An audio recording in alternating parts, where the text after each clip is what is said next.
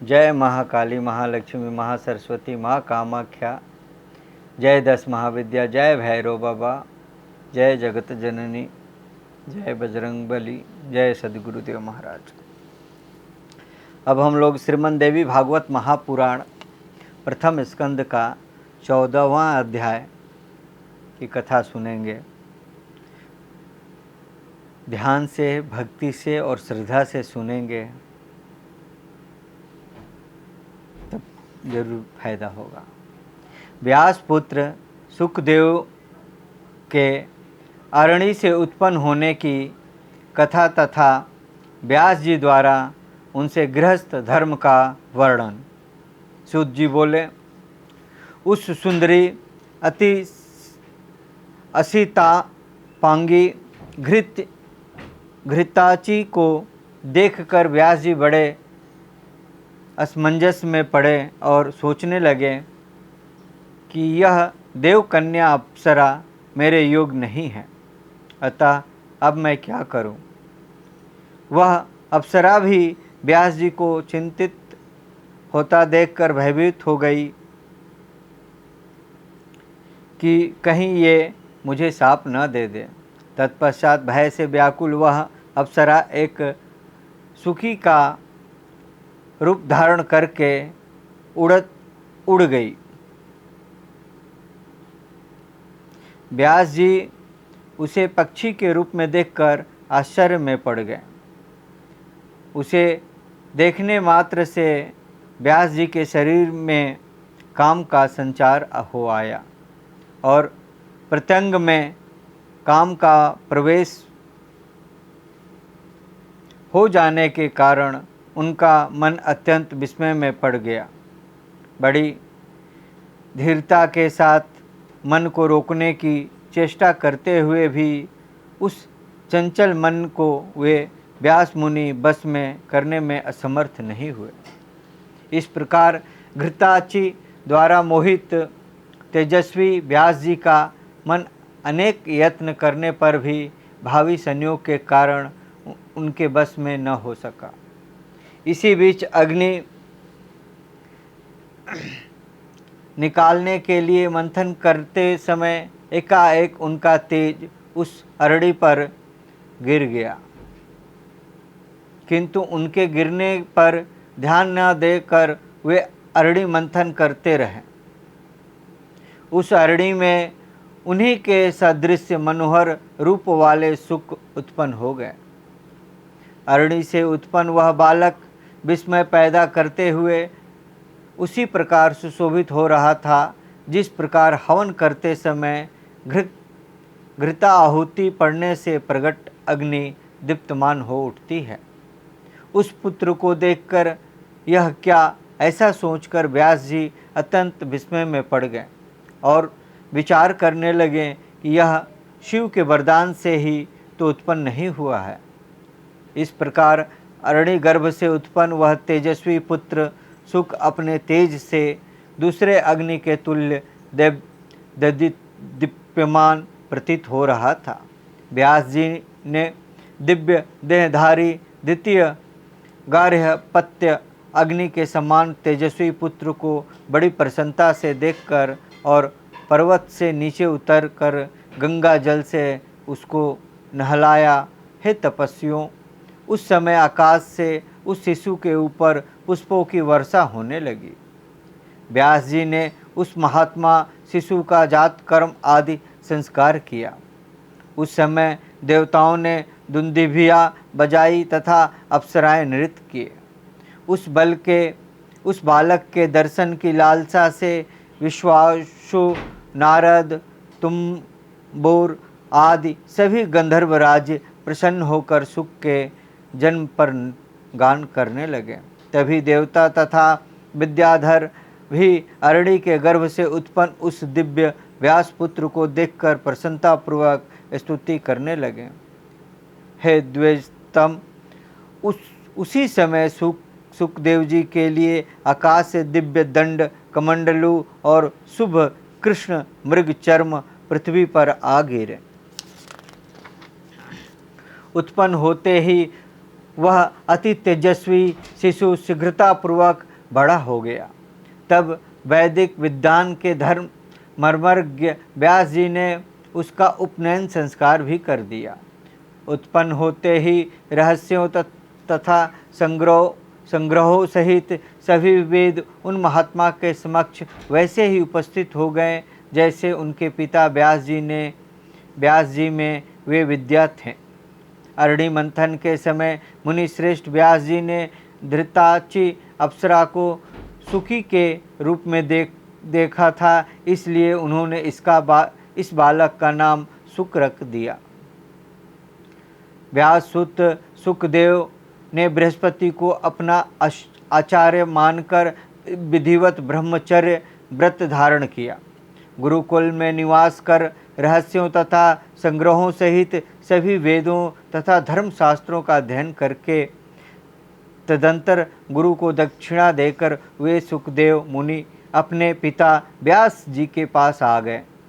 सुखदेव को आया देखकर व्यास जी ने शीघ्रता के साथ प्रसन्नतापूर्वक उठकर बारंबार उसका आलिंगन किया और उनका सिर सूंघा। परम पवित्र व्यास जी ने सुखदेव जी के कुशल क्षेम तथा अध्ययन के विषय में पूछा तथा उन्हें आश्वस्त करके अपने पावन आश्रम में रख लिया। तत्पश्चात व्यास जी सुख जी के विवाह के विषय में सोचने लगे। एक दिन परम तेजस्वी व्यास जी ने सुखदेव जी से किसी सुंदर मुनि कन्या की चर्चा की।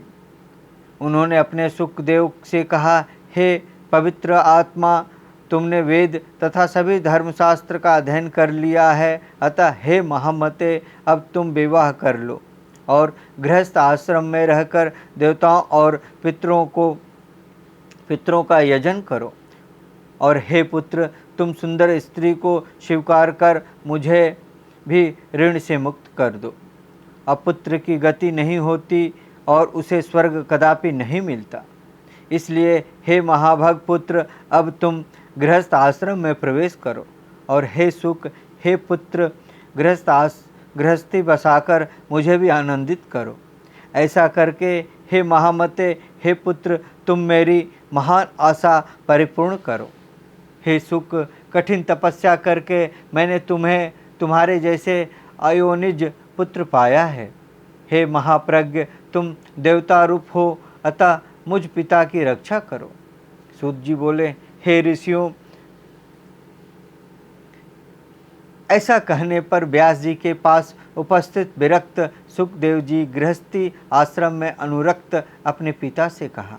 सुखदेव जी बोले, हे महामते धर्म यज्ञ, हे वेद व्यास, आप यह क्या कह रहे हैं? मुझ शिष्य को आप तत्व ज्ञान का उपदेश दें, मैं आपकी आज्ञा का पालन करूंगा।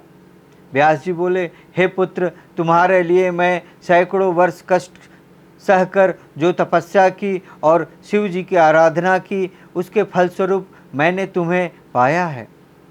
किसी राजा से मांगकर मैं तुम्हें प्रचुर धन दे दूंगा। हे महाप्रज्ञ, तुम श्रेष्ठ एवं प्राप्त करके सुख का भोग करो। सुखदेव जी बोले, हे तात, आप बताएं कि इस मनुष्य लोक में भला विपत्ति रहित कौन सा सुख है? बुद्धिमान लोग दुख से युक्त सुख को सुख नहीं कहते। हे महाभग, स्त्री पाकर मैं उसी के बस में हो जाऊंगा। भला आप ही बताएं कि परतंत्र होकर और विशेषतः स्त्री के बस में रहकर मैं कौन सा सुख पा सकूंगा? लौह या काष्ठ के फंदे से जकड़ा हुआ पुरुष कदापि छूट सकता है, किंतु पुत्र कलहत्र के बंधन से फंसा हुआ प्राणी कभी नहीं बंधन मुक्त हो पाता है। यह शरीर विष्ठा एवं मूत्र से परिपूर्ण रहता है, वैसे ही स्त्रियों का शरीर भी। हे विपेंद्र, तब कौन सी बुद्धिमान पुरुष उससे प्रीति करना चाहेगा? हे प्रिय शिरोमणे, मैं अयोनिज हूँ, तब योनिजन्य सुखों में मेरी बुद्धि कैसे होगी? मैं भविष्यवाणी में भी अपनी उत्पत्ति किसी योनि में नहीं चाहता। भविष्य में भी अपनी उत्पत्ति किसी योनि में नहीं चाहता। अतः अद्भुत अध्यात्म सुख को छोड़कर मैं बिट मूत्र जन्य सुख को क्यों चाहूं? अपने आप में रमण रखने वाला कभी विषय सुख का लोभी नहीं होता। मैं संगोपांग वेदों का अध्ययन किया है और जाना कि वे सिंहासनमय है तथा कर्म मार्ग के प्रवर्तक है। मुझे गुरु रूप में बृहस्पति प्राप्त हुए, वे भी गृहस्थी के सागर में डूबे हुए हैं। अविद्याग्रस्त हृदय वाले वे मेरा उद्धार कैसे कर सकते हैं? जैसे कोई रोगग्रस्त वैद्य दूसरे के रोगी के चिकित्सा करता हो, उसी प्रकार मुझ मोक्षार्थी के गुरु गृहस्थ हैं। अतः विडम्बना ही है। इसलिए ऐसे गुरु को नमस्कार करके मैं आपके पास आया हूँ। अब आप तत्व ज्ञान का उपदेश देकर मेरी रक्षा करें, क्योंकि मैं इस संसार रूपी सर्प से अत्यंत भयभीत हूँ। इस महाभयंकर संसार चक्र में परिणामित प्राणी मात्र को सर्वदा नक्षत्रों की भांति चक्कर काटना पड़ता है और सूर्य की भांति दिन रात उन्हें भी कभी विश्राम करने का अवसर नहीं मिलता। हे तात, इस संसार में आत्मज्ञान को छोड़कर कौन सा सुख है? मूढ़जनों को सुख की वैसी भी प्रतीत होती है जैसे विष्ठा के कीड़ों से कीड़ा में होती है। वे शास्त्रों को पढ़कर भी जो सांसारिक सुख में फंसते रहते हैं, भला उनसे बढ़कर मूर्ख और कौन होगा?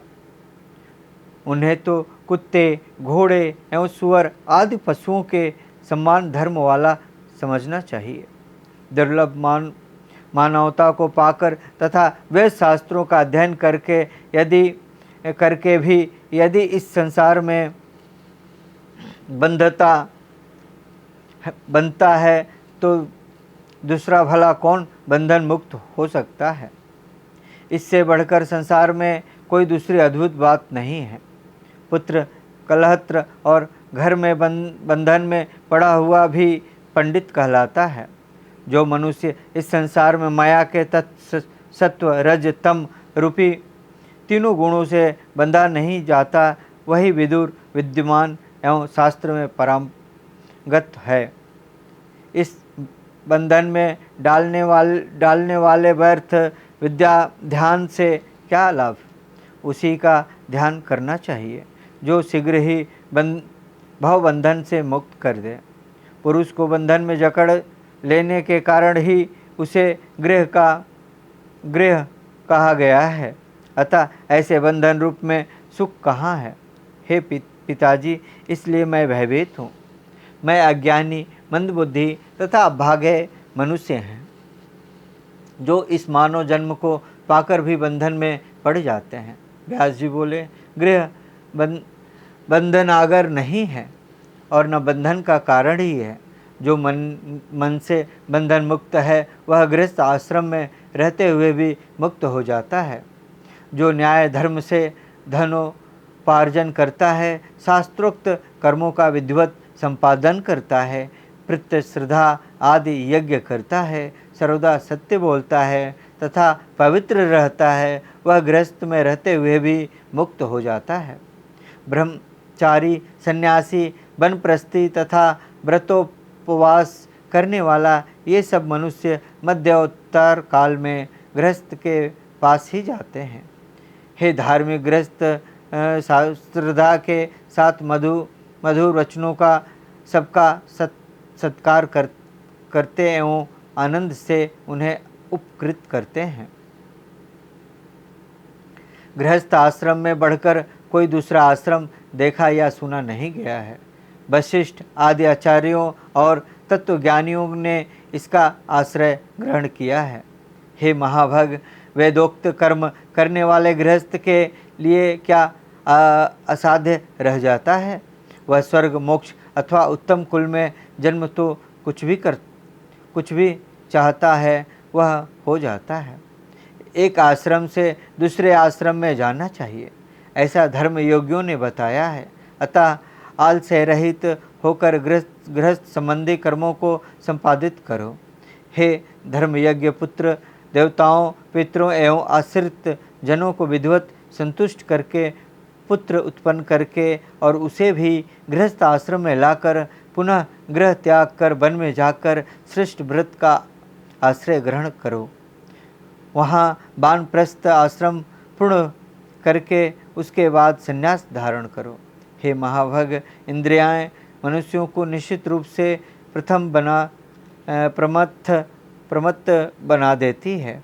जो मनुष्य स्त्री रहित होता है उसे मन पांचों इंद्रियों सहित विकल कर देती है।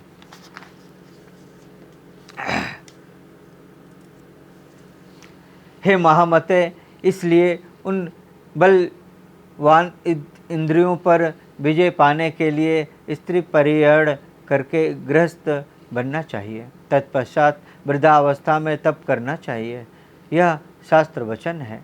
हे महाभग, वन में स्थित महा तेजस्वी महर्षि विश्वामित्र किसी समय 3 सहस्त्र वर्षों तक निराहार और विजेतेंद्रिय रहकर अत्यंत कठोर तप करके भी मेनका को देखकर मोहित हो गए और उन्हीं के तेज से पुत्री रूप में सुंदर शकुंतला पैदा हुई। मेरे पिता पराशर जी भी धीवर की कृष्णवर्ष्ण कन्या को देखकर काम बाण से आहत हो गए और उन्होंने नाव पर ही उसे स्वीकार कर लिया। ब्रह्मा जी भी अपनी कन्या को देखकर काम से पीड़ित हो गए और वेद शुद्ध होकर उसके पीछे दौड़ते रहे। तब शिव जी ने उन्हें रोका। अतः हे कल्याणकारी पुत्र, तुम मेरा हित कर वचन मान लो। तुम मेरे हित वचन मान लो और किसी कुलीन कन्या से विवाह करके सनातन वेद मार्ग का पालन करो। इस प्रकार श्री मार्कंडेय पुराण में इस प्रकार श्रीमद् देवी भागवत महापुराण में प्रथम स्कंद का 14वां अध्याय ओम ततस्तम।